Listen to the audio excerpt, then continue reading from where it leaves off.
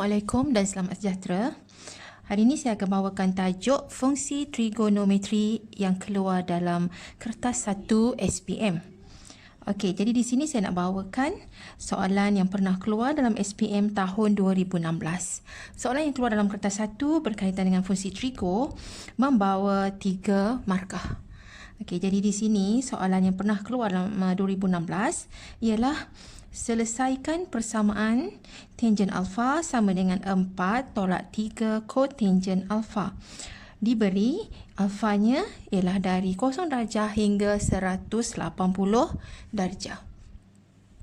Okey, jadi persamaan yang diberi di sini ialah, saya tuliskan semula, tangen alfa sama dengan 4 tolak 3 kotangen alfa.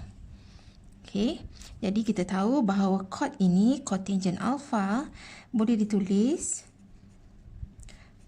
Okey, 3 kotangen ialah bermaksud 1 per tangen alfa. Okey, jadi sekarang kita ada tangen alfa di bawah. Jadi apa yang boleh kita buat ialah kita darabkan semua sekali ini dengan tangen alfa supaya nak menghilangkan dia punya yang di bawah ini. Okey, untuk hilangkan yang bawah, kita darabkan semua sekali dengan tangen alfa. Jadi tangen alfa darab dengan tangen alfa ialah tangen alfa kuasa 2. Okey, tangen kuasa 2 alfa. Ditulis macam ni. Okey, tangen ni darab dengan tangen ni dapat macam ni. Okey, kemudian ini 4 darab dengan tangen alfa, dia akan jadi 4 tangen alfa. Kemudian yang ini 3 darab 1 per tangen alfa, darab dengan tangen alfa, jadi dia tinggal 3 sahaja. Okey, langkah yang seterusnya ialah saya pindahkan semua sekali ke sebelah kiri.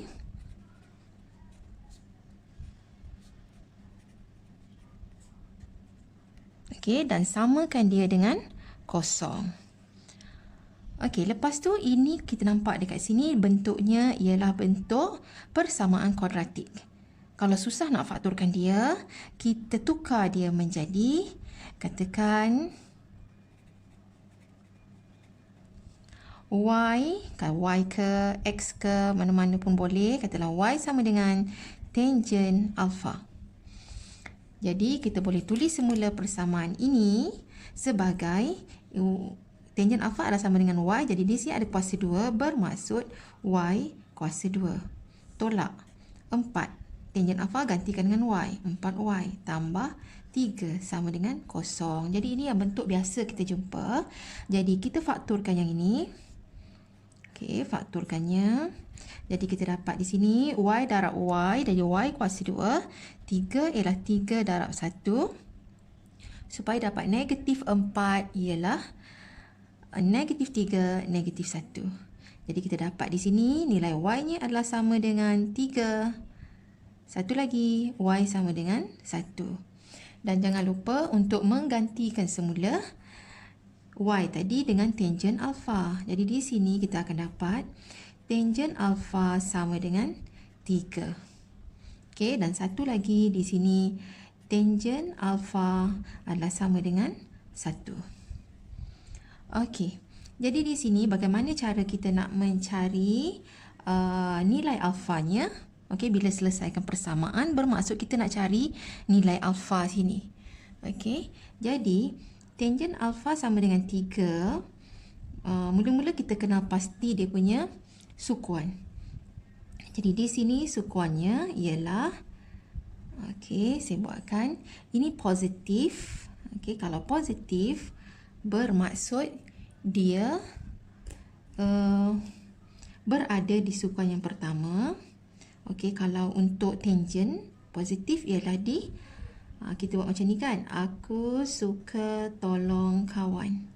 Bermaksud tangen positif, ini positif, bermaksud di sukuan pertama dan sukuan yang ketiga. Ini tangen di sini. Okey. Jadi sudutnya ialah di kedua tempat ini. Okey.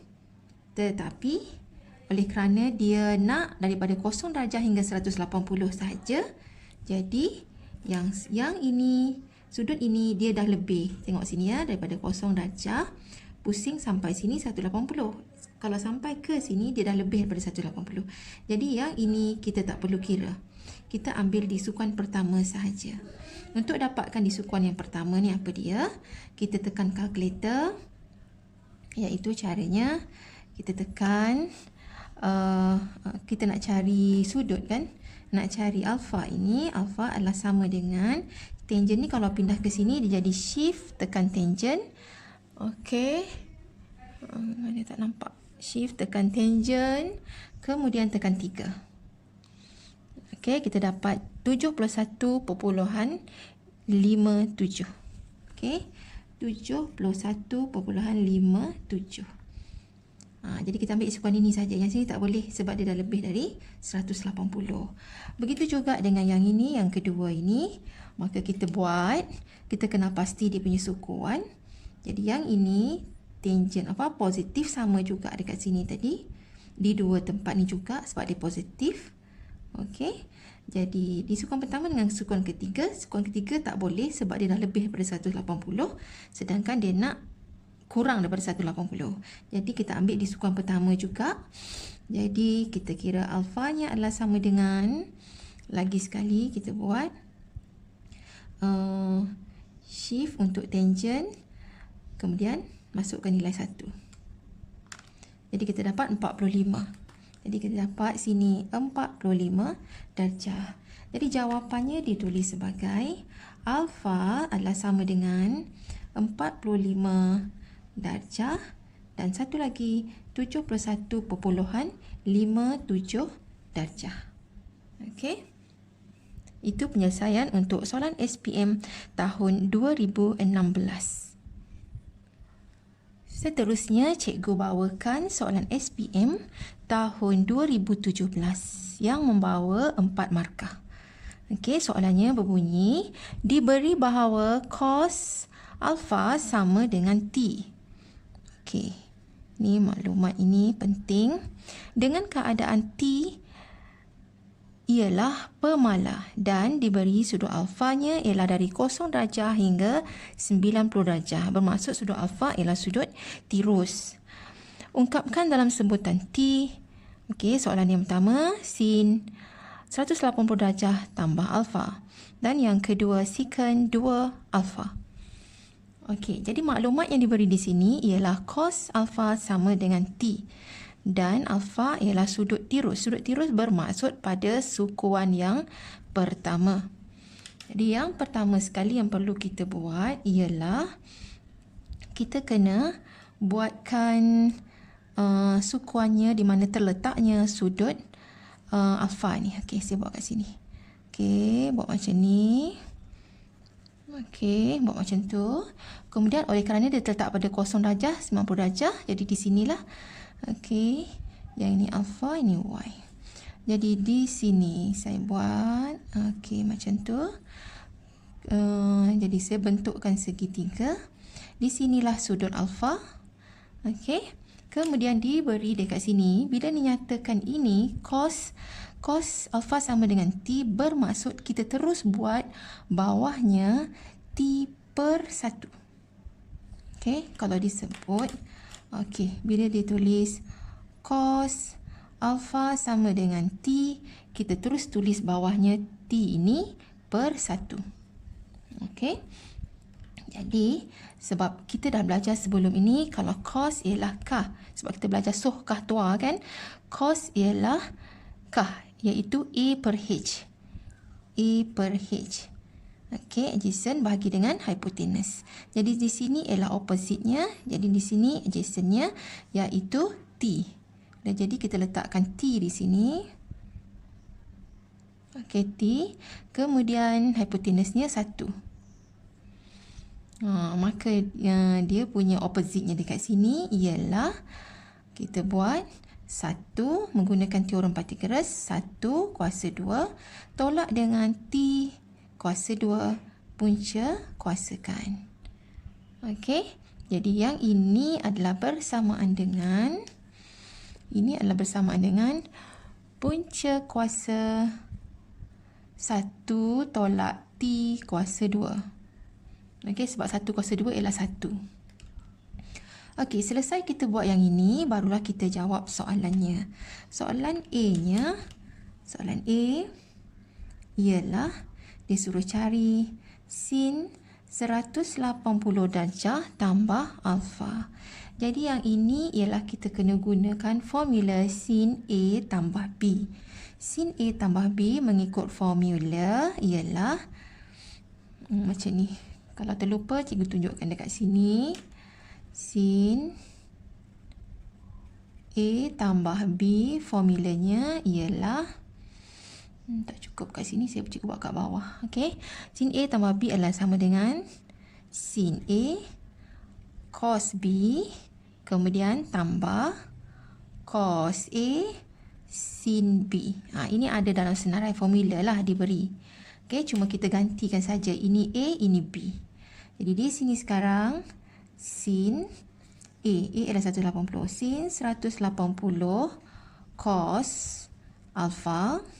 Okey, tambah cos A adalah 180 sin alfa. Okey, maka di sini menjadi sin 180. Kalau kita tengok calculator, okey, sin 180 nilainya ialah kosong. Okey, jadi di sini kosong darab dengan cos alfa ialah kosong juga. Kosong.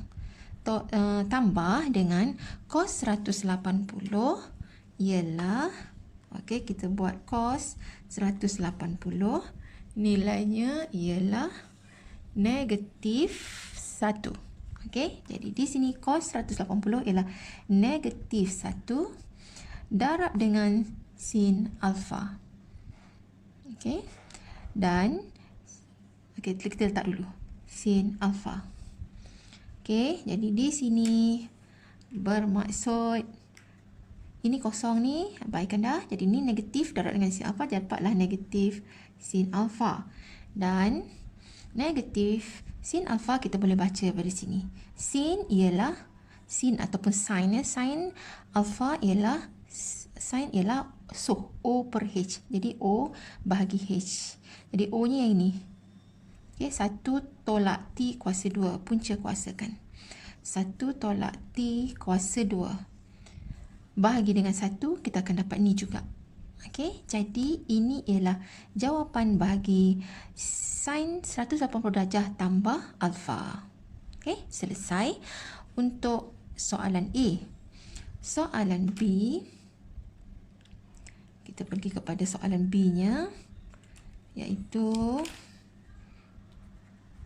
soalan B bertanyakan secant 2 alfa. Secant 2 alfa, secant bersamaan dengan songsangan kepada cos. Okey, jadi dekat sini secant adalah sama dengan 1 per cos 2 alfa. Okey, jadi cos 2 alfa mengikut formula adalah sama dengan, gantikan dekat sini, 1 bahagi dengan cos 2 alfa. Kita tengok dengan senarai rumus, kita pilih salah satu. Saya pilih bersama dengan 2 cos kuasa 2 alfa tolak 1. Okey, yang ini cos 2 alfa boleh rujuk kepada senarai rumus. Okey, jadi saya pilih yang ini. Kemudian 1 bahagi dengan, lagi sekali, ini 2. Okey, ini ada cos. Cos tadi ialah T. Cos alfa adalah sama dengan T. Jadi kalau cos kuasa 2 alfa adalah T kuasa 2 tolak 1. Okey, jadi dah selesai. Kita dapat menjawab untuk soalan secant 2 alfa. Iaitu jawapannya 1 per 2 T kuasa 2 tolak 1. Maka selesai, saya dah tunjukkan kaedah menjawab untuk soalan berkaitan fungsi trigo yang keluar dalam kertas 1. Okey, saya harap awak semua dah pun jelas. Okey, sampai jumpa lagi. Jangan lupa untuk like dan subscribe.